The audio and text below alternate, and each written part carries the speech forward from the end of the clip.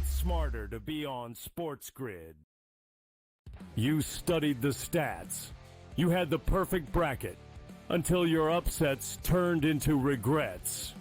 SportsGrid rides the highs and lows of every buzzer beater, bracket buster, and Cinderella story. The Big Ten Freshman of the Year! Our team brings you sharp insights, real-time reactions, and all the madness. Only on SportsGrid. The two guys that can do it all. Too much electricity this morning. This is a good time. We're having a lot of fun. I had to do a triple take. Ka-ching! Why?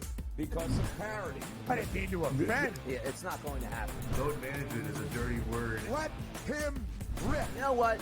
Circumstances provide the results. What? How do you do this once? Oh, Donnie, you've got such a good show there. A network that is booming. The Early Line, only on SportsGrid.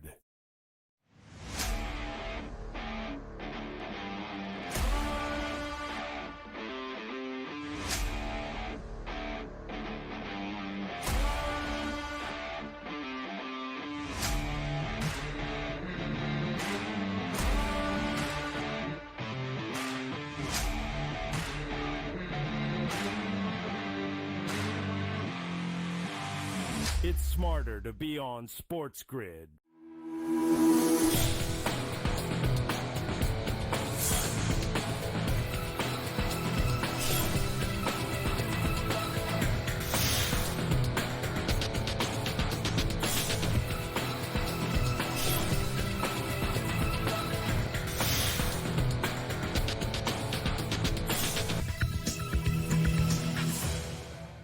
Good morning. Welcome to NewsWire here on SportsGrid. I'm Craig Mish. Great to be back with you here for our Thursday edition of the show, one of the biggest sports days on the 2025 calendar, to say the least.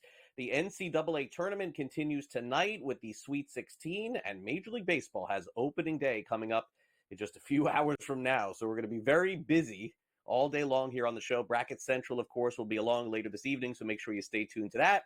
Of course, we'll recap everything that happens in baseball. First game later this afternoon as well. And also, of course, the latest sports betting stories. We'll give out some potential props, some futures in baseball, and we'll take a look at the landscape as to what the season may look like here in 2025. But before we get to all that, let's recap some things that happened yesterday in sports. And we'll begin with the possibility of sports betting coming to the arena for the Oklahoma City Thunder. There is a bill that's currently underway that could potentially get passed. It's called Senate Bill 585, where they need 25 votes to pass. And then there's a possibility that a motion could end up getting closer and closer to legalizing sports betting in Oklahoma City. And so the commission would authorize a use to one license to a professional sports team. It would only be the Thunder and the NBA. So they would be able to do a contract with a tribal approved mobile sports book. We don't know who that would be as of yet. The state could make $20 million in annual tax revenue from the amended proposal, which would tax online sports betting at a rate of just 10%. Seems like a win-win for both sides. We'll keep you updated with our friends at Legal Sports Report as to whether or not this happens. Meanwhile, on the side of BetMGM in Canada, they're being penalized for violating the internet gaming rules in Ontario. The Alcohol and Gaming Commission of Ontario, the AGCO, has issued a BetMGM Canada an order for monetary penalty of $110,000 for violating the commission's standards of internet gaming and regarding advertising for marketing in 2024. In fact, according to the AGCO, BetMGM representatives offered $100 in cash to new players who opened up an account and deposited $15 at the National Franchise Show in January. And 2 months later, BetMGM, they self-reported the inducement in the marketing through an affiliate above the street. Improper results signed up 377 new clients. They've self-reported. We'll see what the penalty ends up being. Meanwhile, LeBron James, a big night last night, a buzzer beater, 120-119, as the Lakers end up beating the Indiana Pacers. It was right off a Luka Doncic miss. LeBron ends up giving the game winner. No question, a huge win for the Lakers down the stretch here. J.J. Redick and LeBron talked about the final shot. Well, I think certainly there was a level of frustration from starting whatever it was, 0 for 6 or whatever it was. We missed them early on some early offense seals against smaller players. I think we missed them 3 times in the first half. And sometimes for when you're not in the offensive flow, just getting the ball at the rim, scoring a layup, getting to the free throw line, that can really get you going. So we kind of missed out on some opportunities to get him going earlier, but never have questioned that guy's commitment to winning. You always talk about the main thing, and you're going to do whatever it takes in the course of a game to win. Is there some kind of poetic justice in a rebound, a putback? When you weren't scoring early, but you were on the glass, you're playing defense, and that being the difference? Yeah, I mean, it's whatever it takes to help your teammates win, and for me, I can always do other things that still impact the game, even when I'm not scoring. That's the beauty of my game. I've always built that throughout my whole life. As far as being, three-dimensional, being able to get my guys involved, being able to rebound, defend, and then sprinkling a few points from here to there. Boston Celtics end up winning without Jason Tatum yesterday. Kristaps Porzingis had 30 points. It was a 28-point win over the Suns for their 7th straight victory. The Celtics made 10 threes in the first quarter. They also shot 22 of 52 from three-point range. And the Celtics end up winning by playing great defense against the Phoenix Suns in this game. Essentially, Joe Mazzulla talked about not having Tatum in this one and the rest of the squad picking it up on the opposite end. I just liked our defensive approach. I thought the guys were able to take it to another level. I thought it was a shootout in the beginning of the game, and we had some cross-match breakdowns. They had a few offensive rebounds, and then I thought we just really dialed it in. And I thought our shift activity was really good. They're one of the best core three-point shooter teams in the league. We were able to take that away and kind of just keep everybody in front, keep it 5-on-5. So I thought the guys did a great job there. Coach clearly got away from you guys as far as the three. You knew coming in that they shot it from there, and they shot volume of attempts. How did they get so loose, and why did they get so loose from there today? Yeah, we double teamed the ball some. Probably were not sharp enough in our rotations. They moved it. They were aggressive. I thought, even just off of offensive rebounds, which we know they do, in transition. Horford, the 2 makes he made, I feel like we're both in transition, just, getting back. And, I think they just got such a willingness to let it fly. But certainly we put 2 on the ball early, and they made us pay. And so, we got to be better.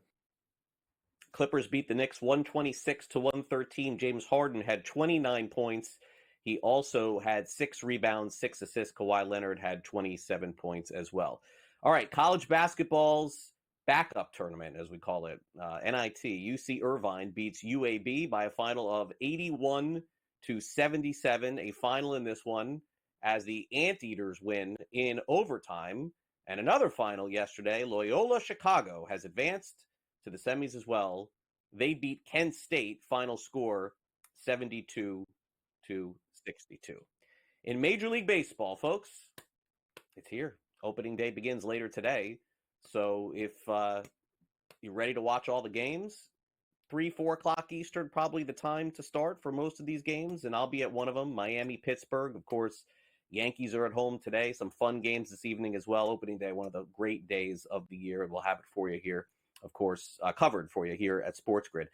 Meanwhile, yesterday, the Red Sox confirmed Rafael Devers is going to be the DH for them this season. We thought this all along. Alex Bregman would play third base. Mickey Moniak let go by Philly, picked up by the Rockies.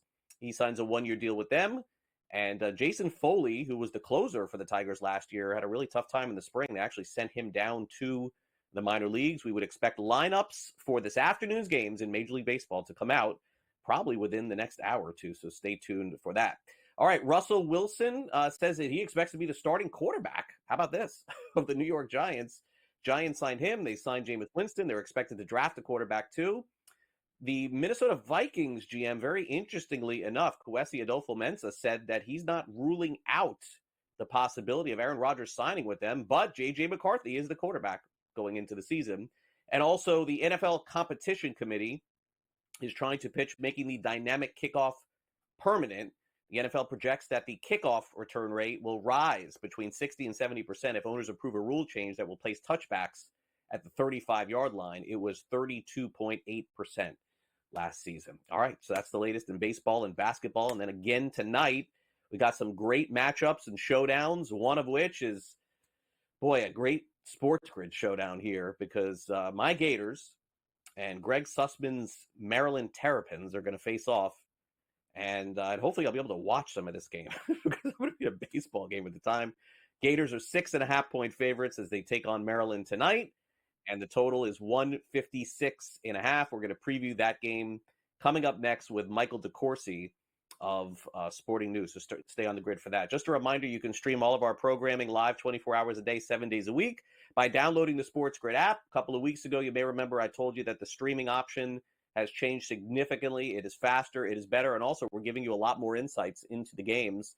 So make sure you take out your iPhone or your Android phone and you just scan that QR code. It's just really easy to do. You can see it there on your screen. Just take your phone out, scan it, and by the way, the SportsGrid app is completely free. So there's no cost, no pay whatsoever. We're just giving you additional ways to watch our programming here. All right, coming up next, in addition to the Gators and Terrapins, we'll preview Arkansas and Texas Tech and take a look at the final 16 teams that are upon us here for the NCAA Tournament. So make sure you stay on the grid with us. You're watching NewsWire here on SportsGrid, and we'll be back right after these quick messages.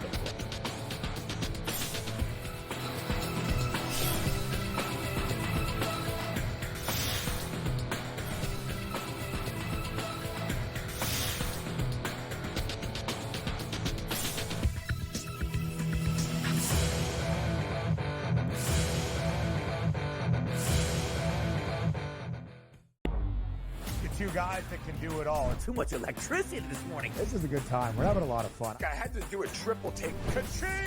Why? Because of parity. I didn't mean to offend. Yeah, it's not going to happen. Load management is a dirty word. Let him rip. You know what? Circumstances provide the results. What? How do you do this once? Oh, Donnie, you got such a good show there. A network that is booming. The Early Line, only on SportsGrid. The Knicks versus the top three teams in the league. Oklahoma City, Boston, Cleveland, 0-7.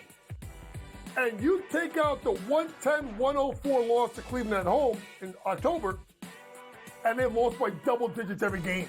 The Knicks will make the playoffs. Number one, do they fix their defensive problems? And two, are they actually healthy? Betting above the rim, only on SportsGrid. You have Duke the 1, Houston the 2. They're the two best defensive teams in the country. I want to see them play for the right to go to the Final Four because I think that would be a kick-ass game. Duke is really great on both ends of the floor. You know, they can score and they can defend, and that's why they win by big numbers all the time because they're really good on both ends of the floor. I don't trust Houston's offense. Pharrell coast to coast, only on SportsGrid. The Eagles got it done.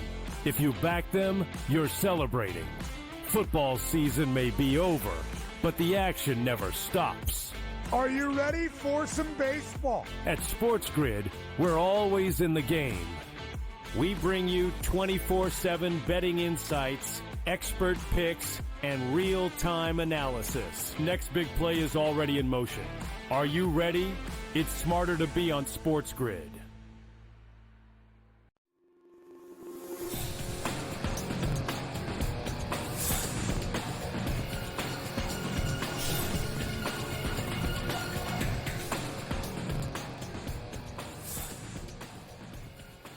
All right, we got Michael DeCourcy back, and he's covering college basketball for Sporting News. We're going to preview tonight's Sweet 16 matchups, and we got a few games. It's a great place to begin. Mike, thanks again for spending some time with us. I know this is a busy time of the year. We've got all the number one seeds still remaining in the NCAA Tournament.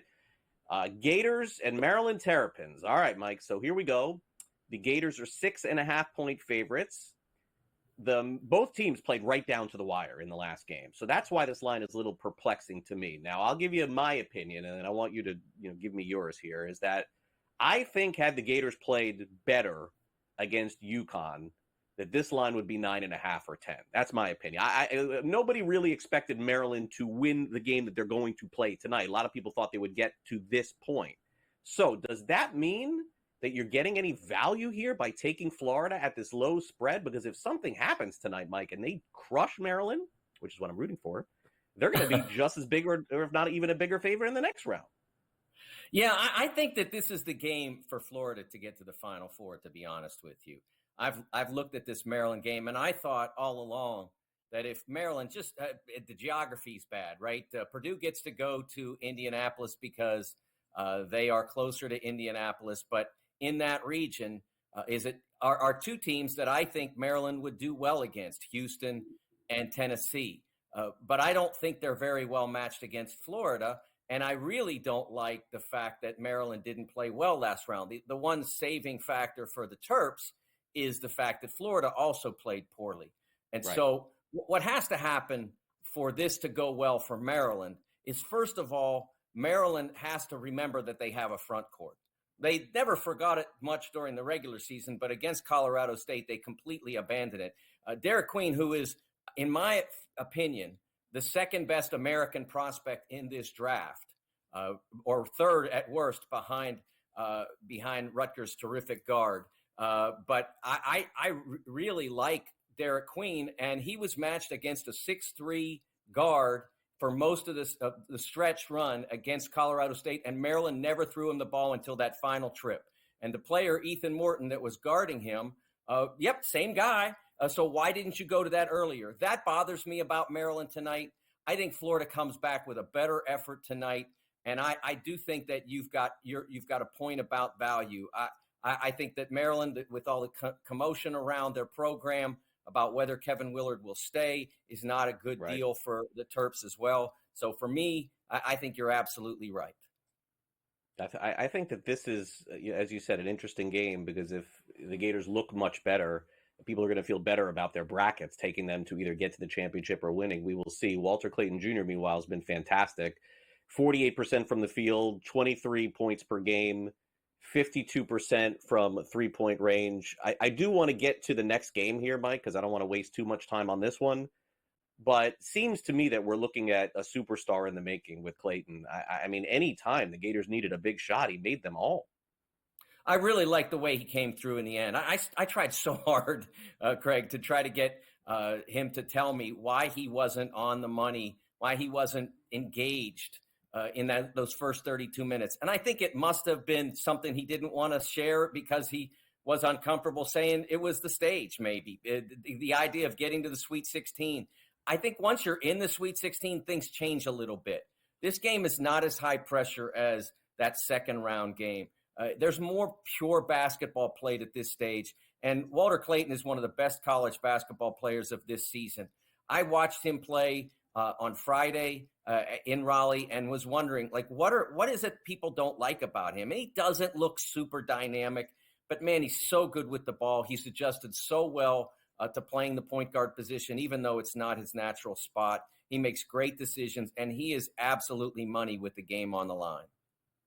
All right, now let's get to the next game here. The big surprise of the NCAA tournament, the Arkansas Razorbacks, may not have been a surprise at the beginning of the season, but based on their performance throughout, I don't think anybody saw them making a deep run, which is fair to say at this point, Mike. They have. They're getting 5.5 tonight against Texas Tech. Honestly, probably the best team left in the tournament that no one is talking about. I think that's fair to say. Total of 148.5. It seems like this is a spot everyone is taking the Razorbacks in this spot. I'm not sure. Is that the right side, or is Texas Tech just a better team in this spot? Well, Texas Tech has been a better team, but I am curious to see how well Arkansas can defend Texas Tech. I think that's where the game is won and lost.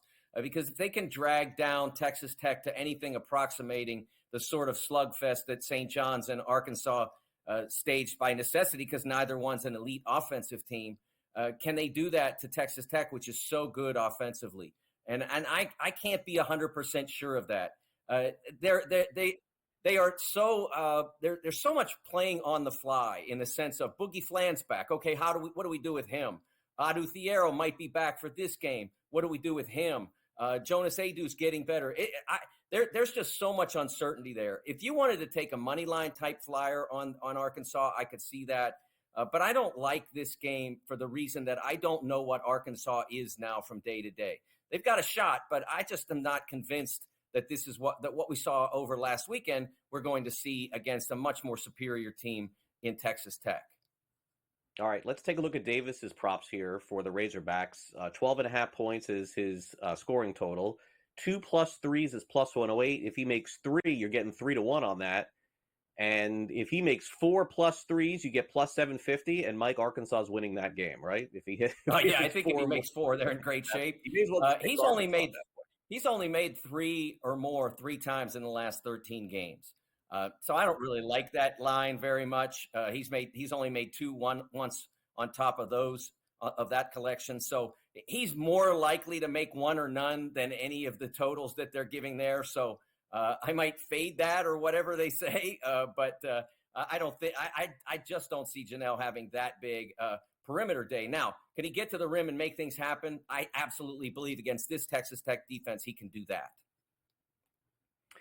We got the Gators as the favorite to win the West region, followed by Texas Tech, Maryland, and Arkansas. Has your opinion changed at all about the Gators as we move? We'll go to the national championship to wrap it up. Yeah, no, I think they're still the second best choice to win a national championship. After seeing them in person, I was very impressed with the depth, the hustle. I still think Duke is a better team, but Florida, the best beyond that. All right, Mike, thanks again for coming on NewsWire. I really appreciate it.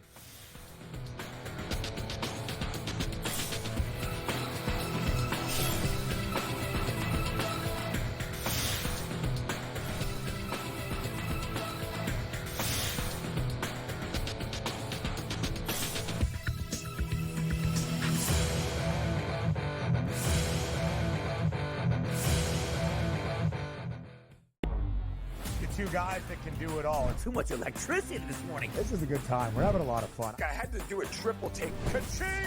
Why? Because of parity. I didn't mean to offend. Yeah, it's not going to happen. Load management is a dirty word. Let him rip. You know what? Circumstances provide the results. What? How do you do this one? Oh, Donnie, you got such a good show there. A network that is booming. The Early Line, only on SportsGrid. The Knicks versus the top 3 teams in the league. Oklahoma City, Boston, Cleveland, 0-7. And you take out the 110-104 loss to Cleveland at home in October, and they've lost by double digits every game. The Knicks will make the playoffs. Number 1, do they fix their defensive problems? And 2, are they actually healthy? Betting above the rim, only on SportsGrid. You have Duke the 1, Houston the 2. They're the 2 best defensive teams in the country. I want to see them play for the right to go to the Final Four because I think that would be a kick-ass game. Duke is really great on both ends of the floor. You know, they can score and they can defend, and that's why they win by big numbers all the time, because they're really good on both ends of the floor. I don't trust Houston's offense. Pharrell coast to coast, only on SportsGrid. The Eagles got it done. If you back them, you're celebrating. Football season may be over, but the action never stops. Are you ready for some baseball? At SportsGrid, we're always in the game. We bring you 24/7 betting insights, expert picks, and real-time analysis. Next big play is already in motion. Are you ready? It's smarter to be on SportsGrid.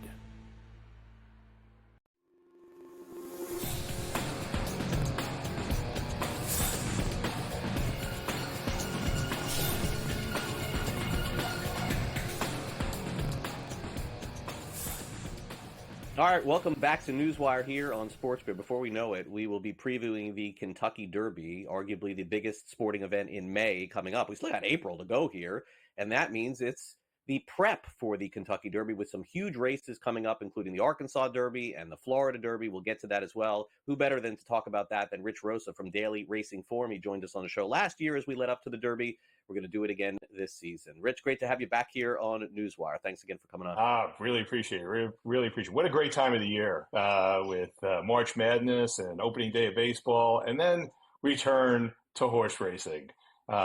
This weekend, we have some of the bigger Derby props. These are races that award points for the winners and those who finish second and third to maybe get into the gate at the Kentucky Derby. So obviously it's very competitive, and anybody who wants their horse in the gate needs to get some points. And to get some points, you got to win races. So we have the Florida Derby in Hollandale, Florida this weekend. And we have the Arkansas Derby coming up in Hot Springs, Arkansas. So 2 big races. This generates a lot of interest from fans. These are the marquee races for each of their race meets. People turn up. The Arkansas Derby is sold out for months. It's the biggest thing that happens in Hot Springs, Arkansas that I know of. Very hard to get a ticket. And the same for the Florida Derby. They make these events very experiential with a lot of food, cocktails, drinks, and a lot of fun so that people who come to the races, even if you know just a little bit, you can really join in the fanfare. And great events for these racetracks and create great economic value both for them and locally for the businesses that are around them. Yeah, and I always know every year, Rich, when the Florida Derby comes, because Hallandale is buzzing, and I live in Hollywood. So, yes. And by the way, closer to Hallandale than anywhere else. So very familiar, of course, with the races, and it should be a fantastic event coming this weekend. And Gulfstream, of course, is just built around that track tremendously with hotels and places to eat. I mean, 10 years ago, you would have never thought that it would have looked like what it is now. So it's really a fantastic event. Before we get to the Florida Derby, let's hit on the Arkansas Derby real quick, because this is one that I'm going to need to lean on you for. You know, certainly there's going to be a lot of horses that are going to be participating in this thing this weekend. But, yes.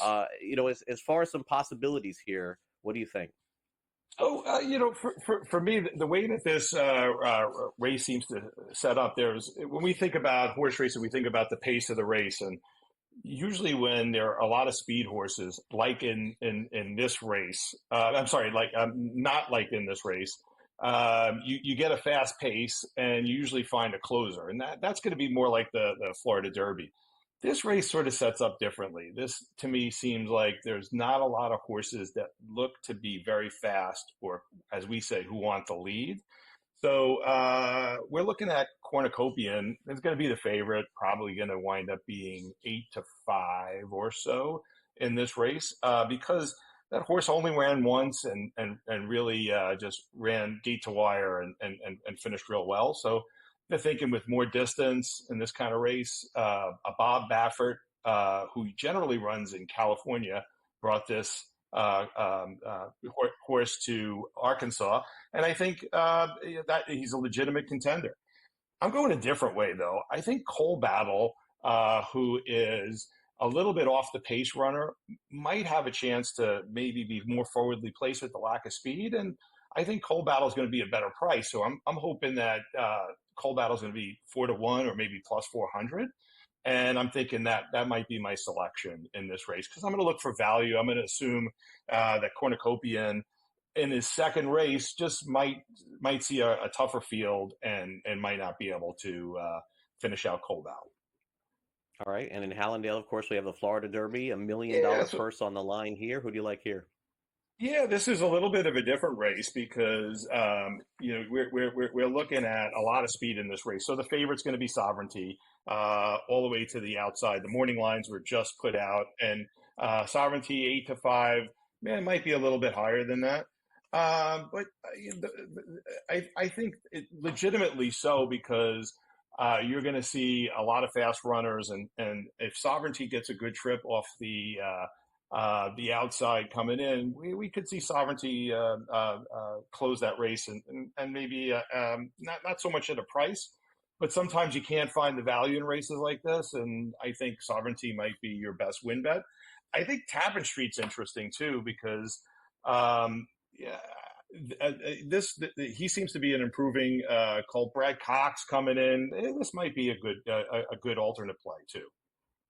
All right, Rich, enjoy the races this weekend. We'll bring you back as we get closer to the Kentucky Derby. Thanks again for coming on. Super. Thanks for having me on. We'll be back with Danny Burke from Odd Shopper to preview today's Major League Baseball slate. Don't go away.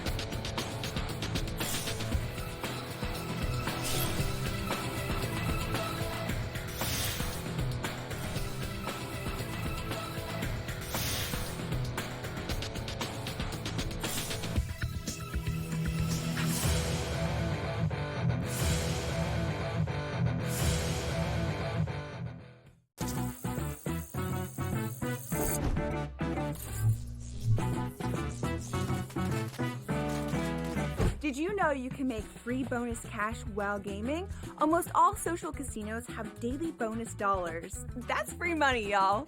Now, go get lucky. See you in Las Vegas. Let's get lucky. You studied the stats. You had the perfect bracket until your upsets turned into regrets. SportsGrid rides the highs and lows of every buzzer beater, bracket buster, and Cinderella story. The Big Ten Freshman of the Year! Our team brings you sharp insights, real-time reactions, and all the madness. Only on SportsGrid. Anyone that's been to a sporting event, the atmosphere before a game, I think Game Time Decisions has that same exact atmosphere. This is our arena.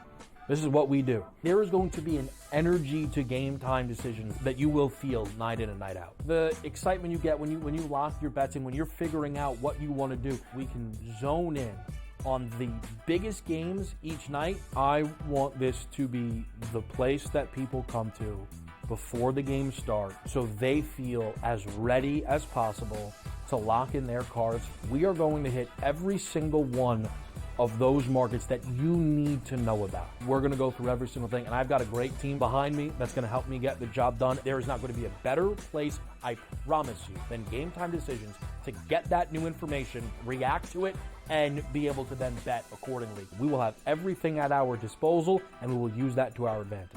I'm Kevin Walsh. Tune into Game Time Decisions from 6 to 8 p.m. Eastern on SportsGrid.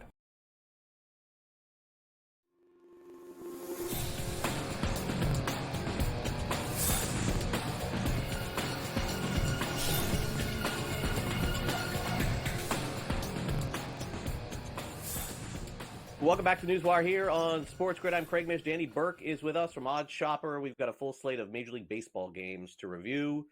And Danny is with us here. We got basketball, baseball. I forgot the Florida Derby was Saturday, to be honest with you, with so much going on. Danny, great to have you here on NewsWire. And look, through the years, baseball, it is my sport to heart. I'll be at one of the games today for sure. I got to tell you, this is the sport from a betting perspective that you really have to follow every day. They say you have to follow the NBA, and I agree. But if you know who's not going to play before the game, like 2 hours before, fine. With baseball, so much goes on every single day. You got to really be on top of it. 100%, and happy to be here, Craig. Thanks for having me on. Can't wait for baseball to get started. Opening day, always one of my favorite days of the year from a fan perspective, and obviously, as you alluded to, from a betting perspective as well. And I think to your point, you're right. I mean, there's so many games to work from, such a big sample size. And what really makes baseball unique from an interactive viewpoint, and then when you're tying that into handicapping, is just the amount of analysis and data and projections that are available, the advanced metrics that you can get at just an easy tap with a button. And I think that's what makes baseball so cool, because there's so much depth to it, so many layers, and you have all these opportunities presented to you as a fan, as a bettor, to explore. And yeah, you still got to be paying attention every single day. You got to understand the nuances. And, that's what gives you something new to look forward to every single day with this sport. So certainly pumped to get back into action with it. Yeah, and generally, most dangerous time to bet on baseball is now, because every team feels like they have a shot. And then in September, you get all these rosters where a lot of kids are on teams, and that's a dangerous time of the year too. So let's start with danger zone number one. We've got two big favorites today, the teams that went to the World Series. The Yankees are minus 152 over the Milwaukee Brewers as they open up in the Bronx with a total of 7.5. A lot of low totals, as you would expect, because of the weather. The Yankees are always going to be a home big favorite for sure. Definitely some separation in talent between these two teams. I think that's fair. Where do you see this game playing out later this afternoon? Yeah, it's funny, Craig. I mean, the way I have to kind of take myself back when looking at this first week, and especially this first day, is, all these teams are obviously going to be different from last year. And your scope of a team for the entirety of the season is different than what's going to happen in these opening round series, right? Like, for example, I'm not that high in the Milwaukee Brewers this season. And I've said that in the past and I've gotten burned, but I do truly think they are going to fall down a little bit. But that's not to say that today can't be a viable spot for them, or in terms of just the pure betting perspective, you're getting a good price with Freddie Peralta on the bump taking on Rodon, the southpaw, who, yes, has flashes of just absolute dominance, but we talk about underlying metrics, and looking back last year, he certainly had some red flags. I mean, his expected ERA was over 4, his FIP was 4.39, and you didn't really see that damage play out as consistently as it probably should have. So I do think there are potential concerns with Rodon, especially right out of the gates. And it's not to say that there isn't that same worry with Peralta from time to time, but based on the price and the fact that it is game one and there's all these unique results, I do think this lends more toward the side of gravitating with the plus money in Milwaukee. So I haven't bet it, but if I had to make a play in this game, I would probably look toward the underdog price with Milwaukee. And I actually, and you're right. I mean, like, beginning of the year, you're terrified to bet overs, especially because of the weather and everybody's getting acclimated. I would tend to actually go toward the over 7.5 in this game. Again, haven't made it an official bet per se, but if you're looking for some action, would lean Milwaukee, would lean toward the over. Looked like the wind was blowing out a little bit despite it being a bit more frigid temperatures because of the home run liability both of these pitchers present. But if you had to do something, to probably give a little bit more confidence to the side of Milwaukee because it's game one and you do see these underdogs pop up. Every year, it's the same. How about the Dodgers? They're going 162-0, right? I mean, you know, Danny, this is they're going to win every game all year. They're never going to lose, Yeah. even if they face Tariq Skubal. They're not going to lose. Minus 178 here. A total of 6.5 on this one. So a low-scoring game is expected. Cy Young Award winner on the mound for Detroit. Do they stand a chance in game one for them? My gosh, that's a big line there for the LA Dodgers over a Cy Young Award winner. Wow. Yeah. Look, if someone comes up to me and telling me that they're going to take the Tigers, I'll have no issues with that. I mean, how could you, based on, like you said, the Cy Young winner catching such plus money? But at the same time, I mean, Blake Snell is obviously a tremendous pitcher in his own right. We know the Dodgers have an insane roster right now, and Mookie Betts looks like he is going to be playing. With that being said, do I want to lay that steep of a price game? Well, it's not technically game one for the Dodgers, but, you know, kind of our pseudo opening day. No, not really. And I'm not that eager to look at a run line here against Skubal. Now, in the grand scheme of things, I do think the Tigers are going to come back down to reality. And Skubal should still be a dominant pitcher, but he'll probably plateau a tad bit. And again, that's all relatively speaking. The total's obviously been baked in and it's set appropriately. So, look, if this ends up being a lower scoring game, I think this could be a spot where you monitor the in-game markets. And maybe the Tigers are actually able to get a quick run and it's 1-0, 2-0, something like that, to where you realize that the Dodgers offense will probably find a way to prosper through, whether it's against Skubal late in the game, whether it's against the relief staff, and maybe look for a better in-game adjusted price. I do like that the Dodgers have those couple games under their belt. I don't know how much it's actually going to make a difference. So considering we've been playing spring training this entire time and those games happened overseas, a week ago. So, take that into account as much as you want. But yeah, I'm not laying that price pre-flop. That's for sure, Craig. All right. Okay. Agreed. Now let's look at the, I know you do like a Cy Young Award winner. I want to get to that. Let's talk about your preseason future with the National League East, where we have the Braves, the Phillies, and the Mets once again, all bunched up. I do think the Nationals are going to be much better. I don't think they're going to win the division, but this is a incredible price for a team that has a lot of young talent. And then my Marlins are at the bottom there, unfortunately, hoping for better results than what is projected. Andy, what do you think about this division? So, first things first, I completely agree with you in terms of the Nationals. I think they're going to be a very competitive bunch, and they're going to be a fun team to look to bet on a day-to-day basis. But in terms of winning the division, yeah, they're probably not there quite yet. I mean, obviously, the Braves are the favorite for a reason, but I don't like what happened throughout the offseason or lack thereof with Atlanta. So, especially with that price, not a team I want to flirt with. You look at the Mets, obviously, the addition of Soto, it makes you go crazy. It's exciting. It's a great story, but they're lacking depth offensively still, and especially with their pitching is incredibly worrisome. you look at the Phillies, I mean, this is a year it has to happen for Philadelphia, and we've thought that several times, but still arguably one of, if not the best pitching rotation in baseball. A lot of the guys on that contract year, so perhaps more incentive. I mean, I like them if you're getting 2-1 or better. I got about plus 215. There may still be some books that are offering around there or better. If it's sub that, I'd probably hold off, but definitely like Philly because of the dominance in their pitching rotation and the offensive pieces that they have kept around. Let's get to the Cy Young Award race before we let you go, Danny. This is a horrific price with Paul Skeens. I mean, come on. No one in their right mind should ever be betting a 2-1 on an award at the end of the season. I mean, one bad game, this guy is going to go back to 5 or 6-1. I don't know if Dylan Cease, your guy, is going to win here, but I love taking the opportunity here. I think you've got to dig deep on this one. Exactly. And look, full disclosure, I like betting this in season. Like last year, I took Chris Sale in May and still got him like 20-1. So I think that's kind of the better route to go unless you think there's without a doubt a good price and it's not going to be there throughout the season. And that's kind of my case with Dylan Cease.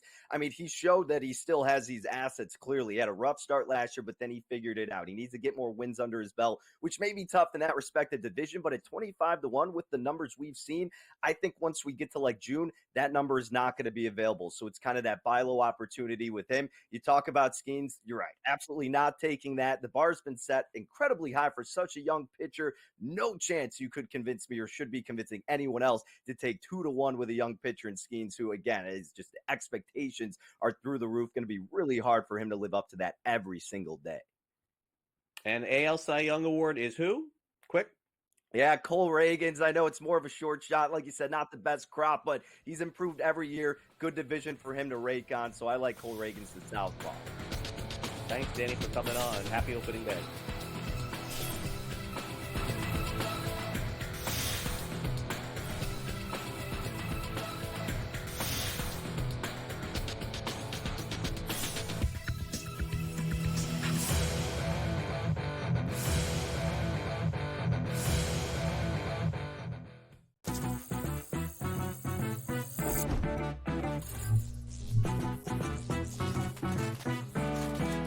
Did you know you can make free bonus cash while gaming?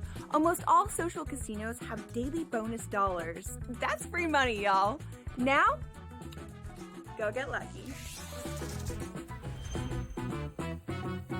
See you in Las Vegas. Let's get lucky. You studied the stats. You had the perfect bracket until your upsets turned into regrets. SportsGrid rides the highs and lows of every buzzer beater, bracket buster, and Cinderella story. The Big Ten Freshman of the Year! Our team brings you sharp insights, real-time reactions, and all the madness. Only on SportsGrid. Anyone that's been to a sporting event, the atmosphere before a game, I think Game Time Decisions has that same exact atmosphere. This is our arena. This is what we do. There is going to be an energy to Game Time Decisions that you will feel night in and night out. The excitement you get when you lock your bets in, when you're figuring out what you want to do, we can zone in on the biggest games each night. I want this to be the place that people come to before the games start so they feel as ready as possible to lock in their cards. We are going to hit every single one of those markets that you need to know about. We're going to go through every single thing, and I've got a great team behind me that's going to help me get the job done. There is not going to be a better place, I promise you, than Game Time Decisions to get that new information, react to it, and be able to then bet accordingly. We will have everything at our disposal, and we will use that to our advantage. I'm Kevin Walsh. Tune into Game Time Decisions from 6 to 8 p.m. Eastern on SportsGrid.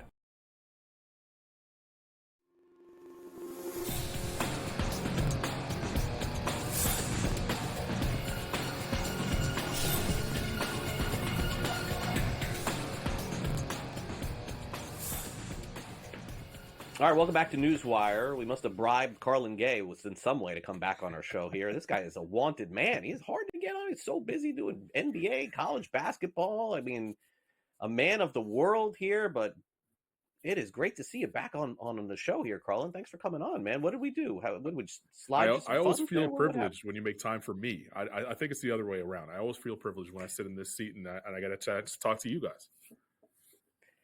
All right. Well, that being said, thanks for the compliment, but not warranted. Let's take a look at what is supposed to be the most exciting game of the night in college basketball tonight. Okay. I don't know if you agree with this or not, but Alabama in the Sweet 16 takes on BYU. It's the highest total of a game, I think, ever, I'm pretty sure, in the NCAA tournament. 175 is the betting total here. If you watched last week's game, last week against St. Mary's, I mean, to me, I thought St. Mary's did a wonderful job of controlling the pace. They just didn't hit baskets. And if they did, it would have been a different game. So can two teams in a row stop Alabama like that? Now, again, Alabama won big in that game. Let me not get it twisted here. But St. Mary's couldn't make a shot in that game. Can BYU make shots to keep this close? Yeah, and that's the $1 million question at the end of the day is like, can you score with Alabama? It's not only just slowing them down, but be able to score so that your stops actually are more meaningful. If you can make stops defensively, but you can't turn them into baskets, then they really aren't the stops that are as impactful as they should be against a team like Alabama. I know the numbers say that Duke right now is the number one, scoring team in the nation or the number one offense in the nation right now, but I think Alabama is the best offense, pound for pound. They have inside, outside options. You have Grant Nelson inside. You have a star guard like Mark Sears outside, and then you have a freshman who's going to be in the NBA next year, and LeBaron Philon, who's fantastic as a third option. And the way that they play, the pace that they play with, is really difficult to keep up with. And in these one-off, NCAA tournament games where it's just one and done, it's really hard to adjust to that, right? You can't practice against that. If this was a series, if this was the NBA series, you see it a couple times, you kind of get used to the speed, you kind of get used to the pace, and really get into shape, game shape for that.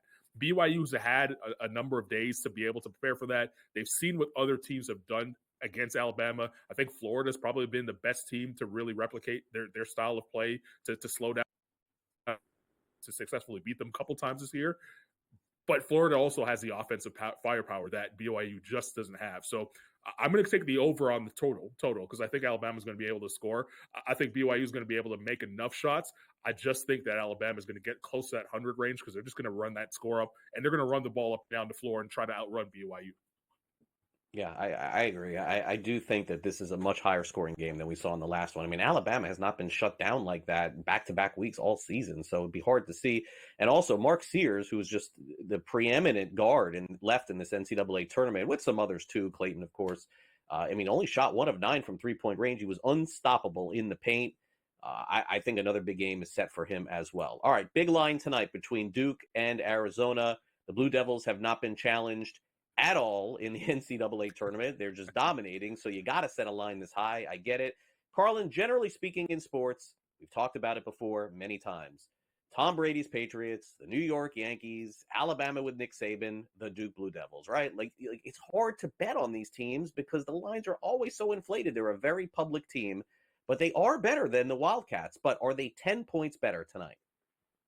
Yeah, I think this is going to be another Duke classic performance. But here's what I would do if I'm betting this game, and I actually am going to take my own advice here. I'm going to start this game and bet it live because I do think that Arizona is going to come out with some firepower and some momentum early in the game, and they're going to make shots very early in the game. These two teams played already this season. Duke went over to Arizona and just pounded them, right? And it's hard to beat a college team twice in 1 year. Arizona doesn't have the talent to beat Duke, but I think they'll have enough for the first 10 minutes of the game to keep it close. And that's where you strike. That's where you then live bet Duke to be able to cover the spread, whatever it may be at the time. And that's what I'm planning on doing. I think you get it that way. But, there's no question that Duke will win this game because they're so suffocating defensively.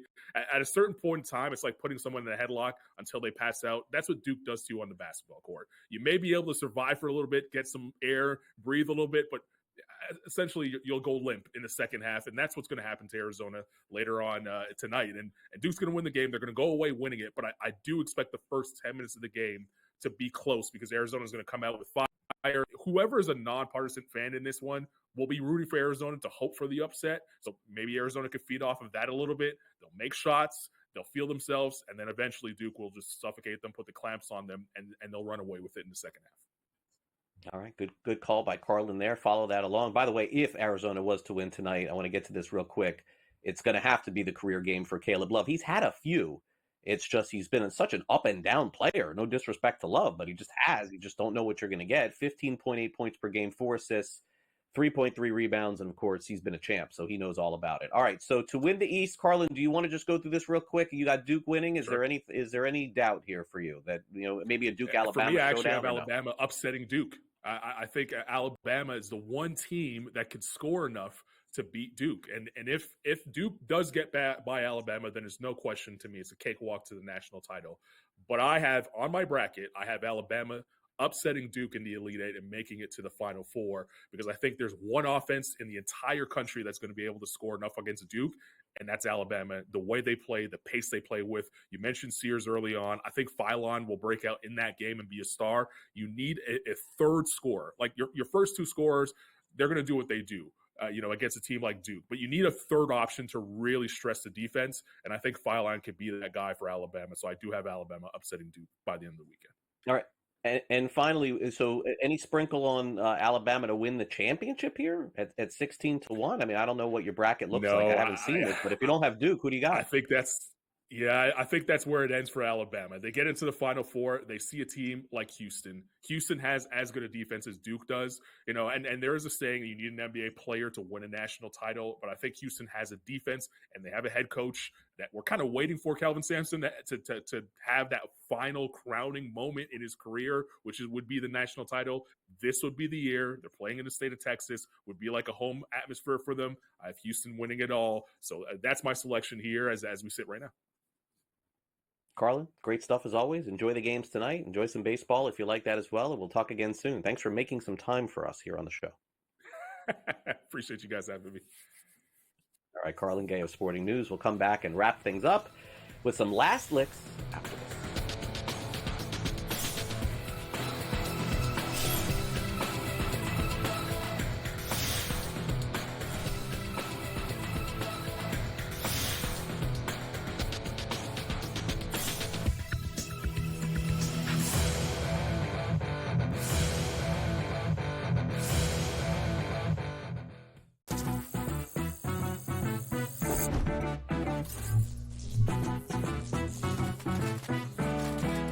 Did you know you can make free bonus cash while gaming? Almost all social casinos have daily bonus dollars. That's free money, y'all. Now, go get lucky. See you in Las Vegas. Let's get lucky. You studied the stats. You had the perfect bracket until your upsets turned into regrets. SportsGrid rides the highs and lows of every buzzer beater, bracket buster, and Cinderella story. The Big Ten Freshman of the Year! Our team brings you sharp insights, real-time reactions, and all the madness. Only on SportsGrid. Anyone that's been to a sporting event, the atmosphere before a game, I think Game Time Decisions has that same exact atmosphere. This is our arena. This is what we do. There is going to be an energy to Game Time Decisions that you will feel night in and night out. The excitement you get when you lock your bets in, when you're figuring out what you want to do, we can zone in on the biggest games each night. I want this to be the place that people come to before the games start so they feel as ready as possible to lock in their cards. We are going to hit every single one of those markets that you need to know about. We're going to go through every single thing, and I've got a great team behind me that's going to help me get the job done. There is not going to be a better place, I promise you, than Game Time Decisions to get that new information, react to it, and be able to then bet accordingly. We will have everything at our disposal, and we will use that to our advantage. I'm Kevin Walsh. Tune into Game Time Decisions from 6 to 8 p.m. Eastern on SportsGrid.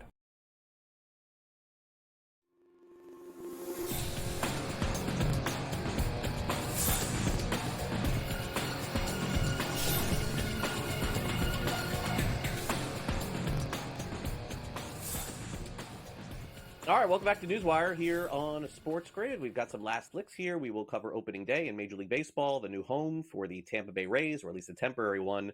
And what a great pivot, not on a basketball court, from the head coach at the University of Maryland. That and a whole lot more. Time now for some last licks.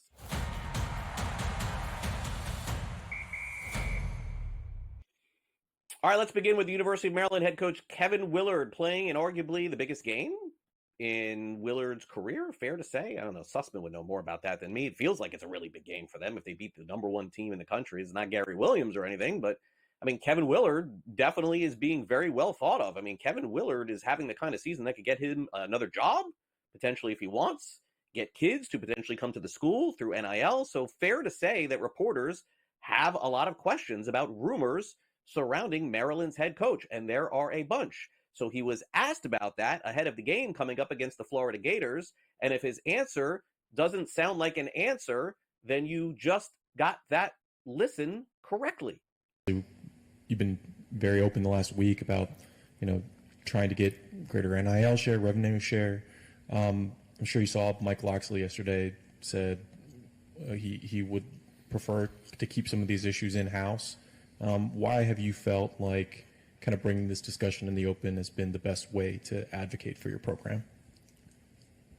Well, I mean, I'll be honest. I think our biggest thing is we got to stop Clayton. He's really good. He shoots the basketball going left 48%. He shoots it right going at like 38%. So really the last couple of days, trying to come up with a game plan to stop, Clayton, because I just think he's one of the best guards in the country that we've seen. And then really, obviously trying to fix our rebounding woes have been at the top of my mind too. So, yeah, it's a big problem. It's like Lindsay Schnell, The Athletic. It's like you're watching the show and thinking he threw to some sound that had nothing to do with the question that was asked. And that's correct. What a great pivot. We should all use this in life.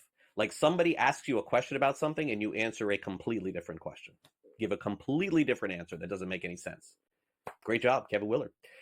All right, Steinbrenner Field in Tampa, home of the spring training New York Yankees and the single-A Tampa Yankees, now home to the Tampa Bay Rays. For those of you who have not followed the Major League Baseball offseason, there was a hurricane in St. Petersburg that virtually destroyed the roof and a lot of other parts of the facility at Tropicana Field. They decided to play their games this season at Steinbrenner Field, and it looks like a home game now in a spring training facility. They're going to play all their home games there this year. And I think they've done a really nice job getting this set up for those of you who want to go to baseball games. Now, the interesting part about the Rays schedule, which was a really good move, by the way, by Major League Baseball, is to avoid the rain. I live in Florida, and I can tell you playing home games in June with no roof and playing home games in July and home games in August and even in September, it ain't going to work. So the Rays will play more home games at Steinbrenner Field in Tampa in April and May than any other team in Major League Baseball. They're going to get all those games out of the way. They're going to play a lot of their games on the road, and they don't have to deal with the rain. Remember, once upon a time, the Marlins played outdoors too. I sat through more rain delays than you can even imagine. So pretty good job, I think, by baseball for at least making this happen. Hopefully, Tropicana Field will be ready for next season. And speaking of which, today is a special day for those of you who are baseball fans, as am I, for many, many years. Frank is headed to the game today. The Yankees game. I'm headed to the Marlins game. Today is opening day in Major League Baseball, and folks, it's always fun. I think I missed an opening day like one time since the Marlins opened up in 1993. There was one event that I couldn't miss. But today I am going, and I'll be there in attendance and also working before the game for the FanDuel Sports Network. And just by the way, to be so excited about that, doing the pregame show. Couldn't do it without the great people here at SportsGrid, who basically, several years ago took a job here, been hosting ever since, 5-6 years ago at this point. And to be able to do that as well as do this with having no conflict, to be able to continue to deliver NewsWire to you, super excited about it. Thanks to everybody here at SportsGrid, certainly, for allowing me to do that. Hopefully it's a great opportunity. Hopefully you can catch me today, but I would encourage you to keep it right here to SportsGrid for all of our coverage, including Smiley Kaufman coming up next, followed by the early line, and then coast to coast. Scott Farrell is on the air today. Game time decisions, and then the best coverage of the NCAA tournament tonight is here. I hope they mix some baseball in, but I understand if they don't. It's Bracket Central and In-Game Live starting at 7 tonight. Thanks again to Luke and Frank for the show today, and all of our guests here on the program, including Carlan Gay coming on the show, and Danny Burke, and and everybody else. See you guys tomorrow. We'll recap opening day here on the